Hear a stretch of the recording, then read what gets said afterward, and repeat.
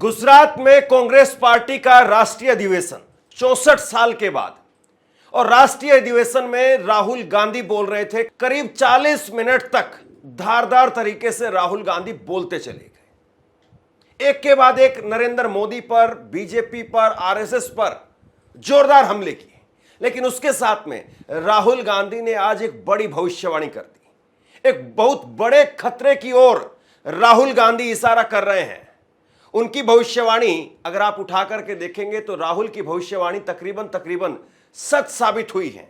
और आज राहुल ने जो कुछ कहा है वाकई उसको सीरियसली सुना जाना चाहिए। लेकिन इसके साथ साथ राहुल गांधी ने मौजूदा मुद्दों पर, वक्फ संशोधन बिल जिस तरीके से पास किया गया, कानून बना, उस पर राहुल गांधी जोरदार तरीके से बोले, एक बड़ी लकीर खींच दी। और उसके साथ साथ आज राहुल गांधी ने संविधान, बीजेपी, आरएसएस, इन मुद्दों पर ऐसा करारा हमला किया है कि वाकई आज राहुल गांधी का भाषण चर्चा में बना हुआ है। और राहुल गांधी के इस भाषण की गूंज आने वाले न केवल कई दिनों तक बल्कि हो सकता है कि सालों तक सुनाई दे। राहुल गांधी आज जब बोल रहे थे तो वक्फ को लेकर के, संविधान को लेकर के उन्होंने जो कुछ कहा, और बिना अटके, क्योंकि राहुल गांधी के भाषण को लेकर के आमतौर पर यह कहा जाता है कि राहुल गांधी में बोलने की कला नहीं है, अटक जाते हैं बीच बीच में। लेकिन आज उनके भाषण को अगर आप देखेंगे तो वाकई बड़े धारदार तरीके से बोले। सबसे पहले मैं आपको राहुल गांधी ने जो भविष्यवाणी की है वो वाला हिस्सा आपको सुनाता हूं, और उसके बाद में वक्फ कानून को लेकर के राहुल गांधी ने क्या कहा उस पर फिर बात करेंगे। बड़ी बात राहुल गांधी ने कही है। लेकिन भविष्यवाणी राहुल गांधी ने कर दी कि एक बड़ा आर्थिक तूफान आने वाला है, करोड़ों भारतीयों को झटका लगने वाला है। राहुल ने कहा कि नरेंद्र मोदी अमेरिका गए, ट्रंप के गले नहीं लगे, क्योंकि ट्रंप ने कह दिया था इस बार गले नहीं लगेंगे, इस बार टैरिफ लगाएंगे। और उसके साथ साथ राहुल गांधी ने कहा कि नरेंद्र मोदी चूं तक नहीं बोल पाते।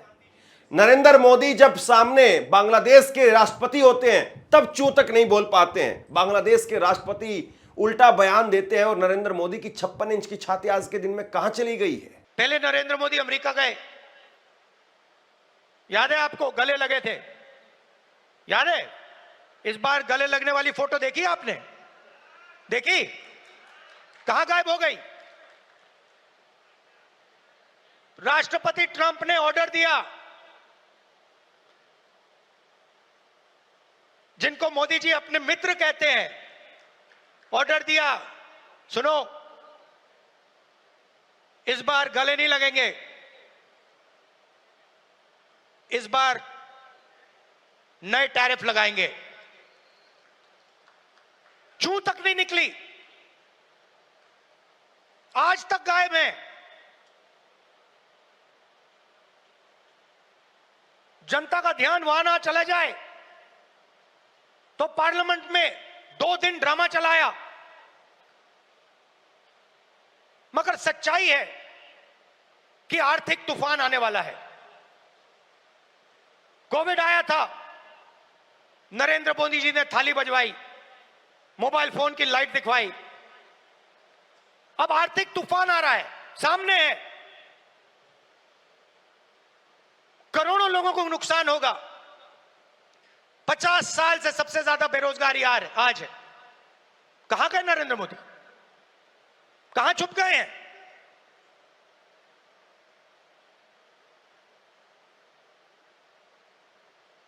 बांग्लादेश का राष्ट्रपति उल्टा बयान देता है और नरेंद्र मोदी जी उसके साथ बैठे हुए हैं, चुप, एक शब्द नहीं निकलता मुंह से। कहां गई 56 इंच की छाती?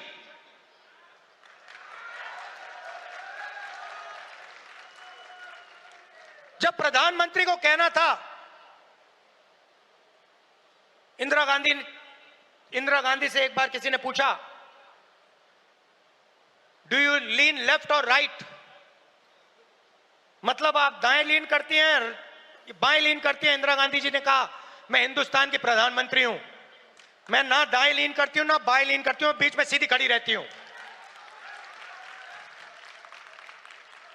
ये हमारे जो नए प्रधानमंत्री हैं,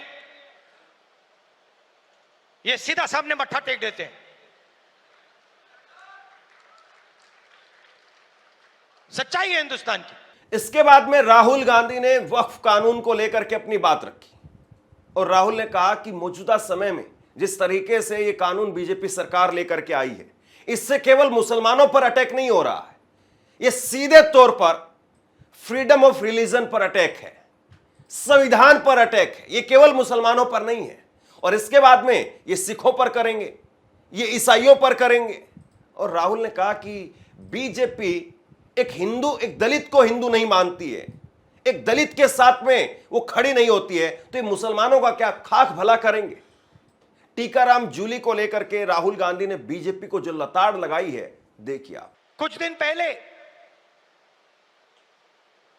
बीजेपी ने लोकसभा में वक्फ बिल पास किया। वक्फ बिल फ्रीडम ऑफ रिलीजन पर आक्रमण है, कॉन्स्टिट्यूशन पर आक्रमण है। दम ऑब्जर्वर न्यूज़पेपर, उनका जो न्यूज़पेपर है, ऑर्गेनाइजर, सॉरी ऑब्जर्वर नहीं, ऑर्गेनाइजर में लिखते हैं कि अब जो क्रिश्चियन कम्युनिटी है उनकी जमीन पर हम आक्रमण करने जा रहे हैं। मेरे सिख भाई हैं, आपके पास भी आएंगे, तो आप ये मत सोचिए कि ये आप पर आक्रमण नहीं है। और ये एंटी कॉन्स्टिट्यूशन है और anti freedom of religion act है, और ये देश के सब लोगों को मालूम होना चाहिए।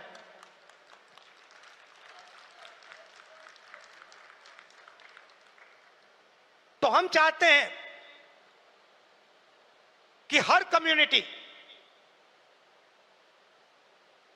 हर धर्म, हर भाषा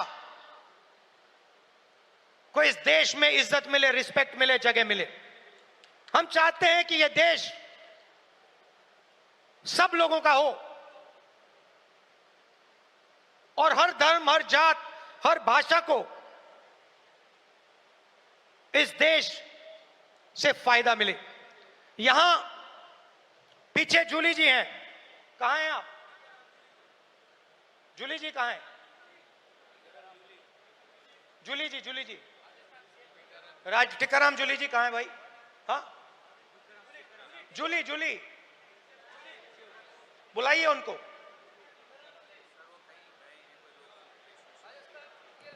अच्छा, टीकाराम जूली हमारे सीएलपी हैं, राजस्थान के, दलित हैं, मंदिर गए थे।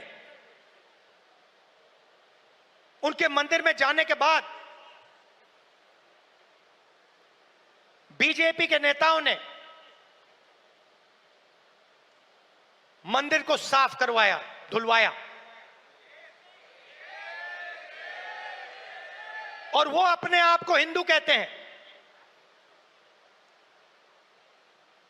एक दलित व्यक्ति को मंदिर में जाने का अधिकार नहीं देते हैं, और जब जाता है तो फिर मंदिर को धुलवाते हैं। ये हमारा धर्म नहीं है, ये हमारा धर्म नहीं है। हम भी अपने आप को हिंदू कहलाते हैं, मगर ये हमारा धर्म नहीं है। हमारा धर्म वो है जो हर व्यक्ति का आदर करता है, हर व्यक्ति को रिस्पेक्ट देता है। और ये जो बात है, चाहे ये दलितों के खिलाफ हो, पिछड़ों के खिलाफ हो, ये बीजेपी के हर कार्यकर्ता के दिल के अंदर छुपी हुई है। ये है आप में और उनमें फर्क। आपके लिए चाहे दलित हो, आदिवासी हो, पिछड़े हो, महिला हो, अल्पसंख्यक हो, आप सबकी रिस्पेक्ट करते हो। हमारा हर कार्यकर्ता हिंदुस्तान के हर व्यक्ति की रिस्पेक्ट करता है। उनके दिल में नफरत भरी हुई है। 21वीं सदी में वो कह नहीं सकते हैं, क्योंकि कॉन्स्टिट्यूशन है मगर दिल में जो उन्होंने जूली साहब के साथ किया वही वो आप सबके साथ करना चाहते हैं। ये उनकी सच्चाई है और लड़ाई इसी बात की है। हमारे लिए सब लोग इंसान हैं, सब लोगों से हम मोहब्बत करते हैं, सब लोगों की हम रिस्पेक्ट करते हैं। उनके लिए अलग अलग है। कोई दलित है, उसको मंदिर में नहीं जाना चाहिए। कोई मोची है, उसे सॉफ्टवेयर इंजीनियर नहीं बनना चाहिए। कोई गरीब किसान का बेटा है, उसे अंग्रेजी नहीं सीखनी चाहिए। ऐसा हिंदुस्तान हमें नहीं चाहिए और हम होने भी नहीं देंगे। अब मैं राहुल गांधी के भाषण का वो 5 मिनट का अंश आपको दिखाने जा रहा हूं, जो राहुल गांधी की आने वाली राजनीति का एक तरीके से आईना है। राहुल गांधी आने वाले समय में किस तरीके की राजनीति करेंगे और क्या राहुल गांधी के मुद्दे होंगे, ये बिल्कुल स्पष्ट तौर पर साफ हो गया है। संविधान को लेकर के, जातिगत जनगणना को लेकर के जिस तरीके से राहुल गांधी, बिल्कुल धारा प्रवाह जिस तरीके से राहुल गांधी बोलते चले गए, ऐसा लगता है कि राहुल गांधी ने संविधान, जातिगत जनगणना वाले मुद्दे को पूरी तरह से निचोड़ लिया है और इसीलिए एक शब्द भी राहुल गांधी मिस नहीं कर रहे हैं।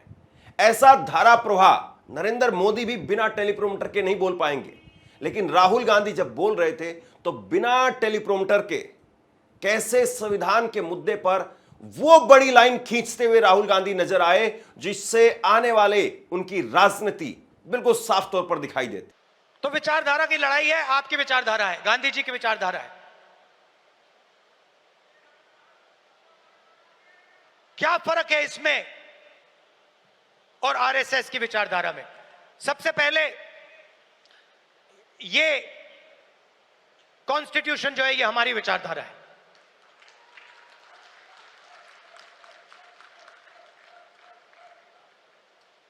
इसमें गांधी जी की, अंबेडकर जी की, पटेल जी की, बुद्ध भगवान की, नारायण गुरु जी की, गुरु नानक जी की, कबीर जी की, बसवना जी की विचारधारा है। यह 70 साल पुराना डॉक्यूमेंट नहीं है, यह हजारों साल पुरानी सोच है और यह आपकी है। आपके खून, आपके पसीने ने, कांग्रेस पार्टी के खून, कांग्रेस पार्टी के पसीने ने यह कॉन्स्टिट्यूशन देश के साथ बनाया है और आज इस पर आक्रमण हो रहा है। संस्थाओं पर आक्रमण होता है। अग्निवीर, अदानी अंबानी को देश का पूरा धन, यह सब कॉन्स्टिट्यूशन पर आक्रमण हो रहा है। कॉन्स्टिट्यूशन में कहीं नहीं लिखा है कि हिंदुस्तान का पूरा धन 2-3 लोगों के हाथ में होना चाहिए। कॉन्स्टिट्यूशन में कहीं नहीं लिखा है कि हिंदुस्तान की हर संस्था में एक संगठन आरएसएस के लोग होने चाहिए। इस कॉन्स्टिट्यूशन में कहीं नहीं लिखा है कि हिंदुस्तान की सब यूनिवर्सिटीज के वाइस चांसलर आरएसएस के होने चाहिए। इस कॉन्स्टिट्यूशन में कहीं नहीं लिखा है कि हिंदुस्तान की दूसरी भाषाओं को, तमिल को, बंगाली को दबाया जाना चाहिए। कहीं नहीं लिखा है। मगर आरएसएस और बीजेपी रोज इस कॉन्स्टिट्यूशन पर आक्रमण कर रहे हैं और इनको सिर्फ कांग्रेस पार्टी रोक सकती है, बाकी पार्टियां नहीं रोक सकती हैं। आप देखना, क्योंकि यह विचारधारा की लड़ाई है। जिस पार्टी के पास विचारधारा नहीं है, क्लैरिटी नहीं है, वो बीजेपी, आरएसएस के सामने नहीं खड़ी हो सकती। जिस पार्टी के पास विचारधारा है वो ही आरएसएस और बीजेपी का मुकाबला कर सकती है और वो ही आरएसएस और बीजेपी को हराएगी। और आजादी से पहले एक बात याद रखिए, भूलिए मत, आजादी में हम सिर्फ अंग्रेजों से नहीं लड़े थे, हम अंग्रेज और आरएसएस की विचारधारा के खिलाफ लड़े थे। ये सारे जो आरएसएस के लोग हैं, इनकी विचारधारा फ्रीडम स्ट्रगल की विचारधारा नहीं है। जिस दिन कॉन्स्टिट्यूशन लागू हुआ था, जिस दिन यह किताब लिखी गई थी, उस दिन इस कॉन्स्टिट्यूशन के खिलाफ आरएसएस ने रामलीला मैदान में इस कॉन्स्टिट्यूशन को जलाया था। सालों के लिए इस कॉन्स्टिट्यूशन में लिखा है कि हमारे देश का जो झंडा है वो तिरंगा होगा।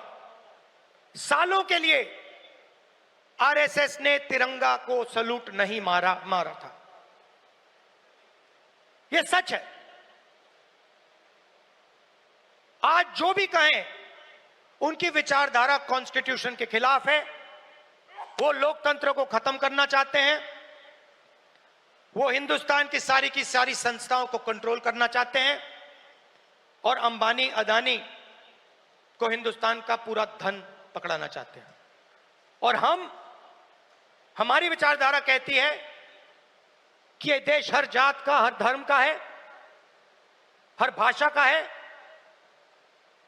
इस देश की संस्थाएं, इस देश के इंस्टीट्यूशंस किसी एक संगठन के नहीं हैं, कांग्रेस पार्टी के नहीं हैं, इस देश की जनता के हैं और इस देश की जनता को उन इंस्टीट्यूशन पर कंट्रोल होना चाहिए। यह लड़ाई चल रही है। दोस्तों, सबसे बड़ा सवाल यही है कि मौजूदा समय के अंदर जिस प्रकार से मुद्दे लाए जाते हैं और उन मुद्दों को उछाला जाता है, ऐसे में क्या राहुल गांधी वाकई बड़ी पिच पर बीजेपी को घेर पाएंगे? क्योंकि बीजेपी रोज कोई ना कोई मुद्दा निकालती है, 10, 12, 15 दिनों तक उसकी खूब गूंज सुनाई देती है। जब वो मुद्दा ठंडा हो जाता है तो उस मुद्दे को डाल दिया जाता है, उसके बाद में नया मुद्दा लाया जाता है। राहुल गांधी का अगर आप भाषण देखें, करीब 40 मिनट का भाषण है और 40 मिनट का पूरा भाषण मैं इसलिए आपको नहीं दिखा रहा हूं क्योंकि राहुल गांधी के भाषण में तकरीबन अगर 15-20 मिनट का भाषण छोड़ दें तो बाकी 15-20 मिनट के उनके भाषण में वही सब बातें थी जो राहुल गांधी लगातार बोलते रहे हैं। और बाकी समय पर राहुल गांधी अगर एक ही चीज को पकड़ करके बैठे हैं, जिस वक्त में मैगी की तरीके से मुद्दे निकल करके आते हैं कि 10 मिनट में एक मुद्दा तैयार किया जाता है और अगले 10 दिन उस पर खिचड़ी बनती रहती है, फिर वो मुद्दा कूड़े में डाल दिया जाता है, फिर उसके बाद में एक नई मैगी का मुद्दा निकाला जाता है। तो ऐसे समय के अंदर अगर कोई नेता किसी मुद्दे को पकड़ करके बैठा है तो यकीनी तौर पर उस मुद्दे की गूंज फिर लंबे वक्त तक सुनाई देने वाली है। राहुल ने जब अपने भाषण की शुरुआत की तो उन्होंने कहा कि इंदिरा गांधी से एक बार जब मैंने पूछा था कि आपके मरने के बाद में आपको लोग कैसे याद करें, तो इंदिरा गांधी ने मुझसे कहा, जब मेरी उम्र 7-8 साल थी, तो राहुल से इंदिरा गांधी ने कहा कि लोग कैसे याद करेंगे, मुझे इस बात की परवाह नहीं है, मैं क्या काम कर रही हूं और मैं क्या काम कर सकती हूं, मुझे इस बात की परवाह है। राहुल ने कहा कि मैं जातिगत जनगणना के मुद्दे पर, संविधान के मुद्दे पर क्या कर सकता हूं और क्या कर रहा हूं, मैं इस बात की परवाह कर रहा हूं। अब देखना यही है कि लोगों को ये मुद्दे कितने पसंद आते हैं और बीजेपी कैसे इसका पलटवार करती है, कैसे इसका जवाब देती है। आप क्या सोचते हैं, नीचे कमेंट बॉक्स में लिख करके जरूर बताइए। इस वीडियो को शेयर कीजिए और इसी तरह की तमाम खबरों के लिए ऑनलाइन न्यूज़ इंडिया को सब्सक्राइब कीजिए। बहुत बहुत धन्यवाद।